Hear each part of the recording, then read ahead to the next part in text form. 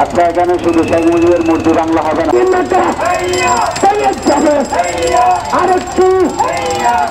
বুধবার আমরা এই মূর্তি অপসারণের দাবিতে আমরা ফ্যাসিস্ট বিরোধী ছাত্র জনতা রাঙ্গামাটি জেলা পরিষদ ঘেরাও কর্মসূচি ছিলাম। ফ্যাসিস্টরা এখন রাঙ্গামাটি পাহাড় থেকে আমরা মুছে দিচ্ছি, এটাই আমাদের। আর এই এখন মুছতে পেরে আমাদের খুবই ভালো লাগতেছে। তো আমরা চাই বাংলাদেশে যাতে করে কোনো প্রকারই নতুন করে কোনো ফেসিস্ট জন্ম নিতে না পারে।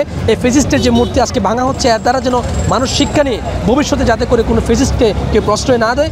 বর্তমান যারা দায়িত্বে আছেন তারা বাংলাদেশ আওয়ামী লীগকে নিষিদ্ধ ঘোষণা করাতে আমরা নতুন করে উদ্যোগ নিয়েছি।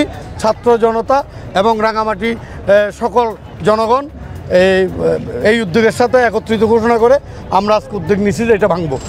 আমরা বুঝছি যে ওনারা স্বৈরাচারের এই জিনিসটা ওরা সরাবে না, তাই আজকে আমরা পুরো রাঙ্গামাটিবাসীকে নিয়ে এখানে সকল দলের সকল মতের ফ্যাসিস্ট বিরোধী সকল সদস্য আছে এখানে।